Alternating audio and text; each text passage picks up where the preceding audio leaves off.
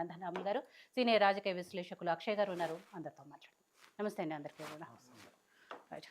So Gautam గారు, ఏదైతే అసమ్మతి రాగల గురించి మాట్లాడుకుంటున్నామో, బీఆర్ఎస్ పార్టీలో ఇంతకుముందు ఎప్పుడు కూడా ఇలాంటివి చూడలేదు. అంటే అది కేసీఆర్ గారి ప్రభావమో, లేకపోతే ఆ పార్టీలో ఉన్న నాయకులు ఎమ్మెల్యేల క్రమశిక్షణ తెలియదు, కానీ మొత్తానికి ఎక్కడ కూడా అసమ్మతి గళాలు లేకపోతే అధినాయకుడిని ఎదిరించి మాట్లాడటం ఇలాంటివి ఎక్కువగా చూడలేదు.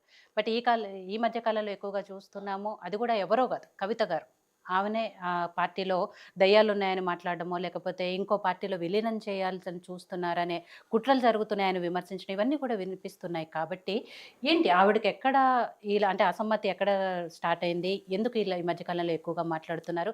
దీన్ని తొందరగా సరి చేసుకుంటేనే పార్టీకి, ప్రజలకు కూడా మంచిదనేది వినిపిస్తుంది. కాబట్టి ఎందుకు దీనికి ఫుల్ స్టాప్ పెట్టట్లేదు? అందరికీ నమస్కారం అండి.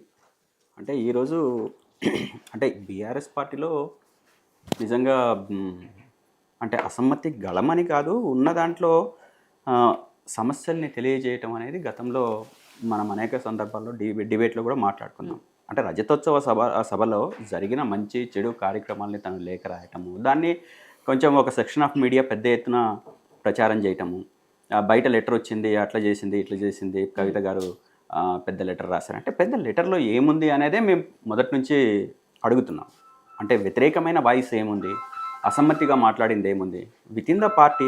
సరే, ఒకవేళ ఆ రకంగా అనుకున్నా, అంటే అసమ్మతిగా లేకపోతే కొంచెం తన అభిప్రాయాల్ని నేను చెప్పడం తప్పేం కాదు కదా అనే పద్ధతిలో కూడా తను కూడా వివరణ ఇవ్వటం జరిగిన సందర్భం ఉంది. అంటే పార్టీలో ఇట్లా కొన్ని ఇబ్బందులు ఉన్నప్పుడు నేను గతంలో కూడా మా అధినాయకులకు లేఖ రాశాను, చాలాసార్లు రాశాను. దాంట్లో భాగంగానే ఇప్పుడు కూడా రాశానని కూడా తను క్లియర్గా చెప్పడం జరిగింది. కాబట్టి ఆ విషయాల్ని అంత పెద్ద ఎత్తున మనం చూడాల్సిన అవసరం లేదు అనేదే నేను గతం నుంచి చెప్తున్నా, ఇప్పుడు కూడా చెప్తున్నా. అది లెటర్లో రాసిన విషయాల గురించి ఎవరు కూడా పెద్దగా పట్టించుకోవట్లేదు. సరే, మీరు అన్నట్టుగా ఎప్పటి నుంచో లెటర్లు రాస్తుందో, లేకపోతే దాంట్లో మంచి చెడులు రాస్తుందో అంతవరకు ఓకే. కానీ ఆ లెటర్ బయటకు ఎలా వచ్చింది, పార్టీలో అంటే దయ్యాలు ఉన్నాయి కేసీఆర్ గారి చుట్టూ, ఇవన్నీ మాట్లాడటం, ఇవి నేను వీటి గురించి అడుగుతాను. మేడం, లెటర్ ఎలా వచ్చింది అనే దాని నుంచి కూడా నేను గతంలో చెప్పాను. సరే, ఆ లెటర్ బయటకు ఎట్లా వచ్చింది అనేది ఖచ్చితంగా అధిష్టానం చూసుకుంటుంది. మా బాస్ దానికి సంబంధించిన విషయాలన్నీ కూడా చెప్తారు, ఎట్లా వచ్చింది ఏంటి అనేది. ఆ సమయం వచ్చినప్పుడు, సందర్భం వచ్చినప్పుడు దాని గురించి ఏ విధంగా చెప్పాలి ఏంటి అనేది తనకు నోటీస్లో ఉంది. కాబట్టి తను ఖచ్చితంగా మన ముందుకు తీసుకొస్తారనేది అనుకుంటున్నాను. అదేవిధంగా దాంట్లో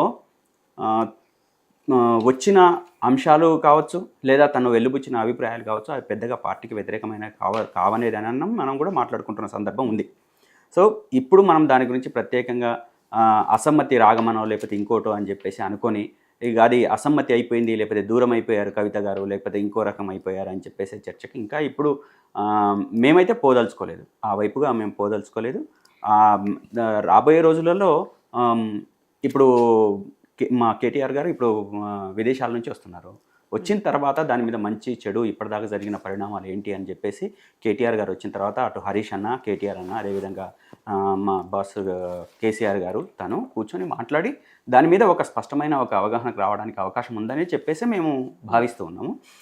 చూద్దాం, ఇంకో 2-3 రోజులలో 3-4 రోజుల్లో దీని మీద క్లారిటీ వస్తుందనే బలమైన విశ్వాసంతోనైతే మేము ఉన్నాము. తనకి అంటే ఏ కార్యక్రమం చేసినా ఏదో చిలువలు పలువలు చేసి తను జాగృతి పెడితే దానికి వ్యతిరేకంగా రాశారు, లేకపోతే పార్టీకి వ్యతిరేకంగా కమిటీలు వేశారు, ఇది చేశారు అది చేశారు అని చెప్పేసి మాట్లాడుతున్న బయట చర్చ ఏదైతే ఉందో అది పెద్ద అంటే మనము పరిగణలోకి తీసుకొని బీఆర్ఎస్ పార్టీకి నష్టం జరిగే విధంగా చేస్తున్నారు అని చెప్పేసి అనుకోవడానికి లేదు. గతంలో తను ఏదైతే ఆ జాగృతి కమిటీలు ఉన్నాయో లేకపోతే కార్యక్రమాలు ఉన్నాయో తను గతం నుంచి చేస్తున్నారు, ఇప్పుడు చేస్తున్నారు. కాబట్టి దాన్ని మేమైతే పార్టీ వ్యతిరేకమైన స్టాండ్గా లేదు. జాగృతి కార్యక్రమాలు చేసినప్పుడు తప్పనిసరిగా జాగృతి కండువనే వేసుకునేవాళ్ళు. తను మేము దగ్గర నుంచి చూసాం కదా. మీరు అవసరమైతే తన జాగృతికి సంబంధించిన ప్రెస్ మీట్ కావచ్చు, లేకపోతే ఇంకోటి ఏదైనా కార్యక్రమం కావచ్చు, మీరు చూడండి. పూలేకి సంబంధించిన ఇష్యూ కావచ్చు, జాగృతికి సంబంధించిన కండువానే వేసుకుంటారు. దాంట్లో బీఆర్ఎస్ పార్టీ కండువా తను వేసుకోరు, ఎప్పుడు వేసుకోరు. కాబట్టి మేము పార్టీకి వ్యతిరేకమైన స్టాండ్ తీసుకుంది, ఇంకా తన దగ్గరగా వచ్చే అవకాశం లేదు అనే అభిప్రాయం అయితే మా పార్టీలో ఇప్పటికైతే లేదు. గంధరాములు గారు, ఇలాంటి అసమ్మతి రాజకీయాలకి, అసమ్మతి గళాలకి, అంతర్గత ప్రజాస్వామ్యానికి కేర్ ఆఫ్ అడ్రస్ అంటే కాంగ్రెస్ పార్టీ. ఎందుకంటే చాలాసార్లు చూసాము ఆ పార్టీలో నాయకులు కోర్స్ తప్పేం కాదు. వాళ్ళ అభిప్రాయాలు చెప్పడము ఇదంతా కూడా ఒక్కోసారి అది లిమిట్ దాటి స్థాయి దాటి కొట్లాడుకున్న సందర్భాలు కూడా చూసాము.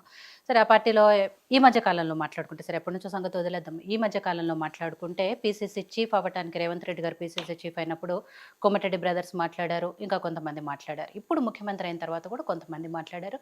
మొన్న కూడా మంత్రి పదవి రాకపోతే అనే దాంట్లో కూడా కోమటిరెడ్డి రాజగోపాల్ రెడ్డి గారు ఒక స్టేజ్ మీద మాట్లాడిన సందర్భాలు చూసాము. బీహెచ్ గారు లాంటి వాళ్ళు కూడా అంత సీనియారిటీని గౌరవించట్లేదు. నా లాంటి వాళ్ళకి పదవులు ఇవ్వకపోతే ఎలా, ఇవన్నీ కూడా ఆయన కూడా విమర్శలు చేసుకుంటూ వస్తున్నారు.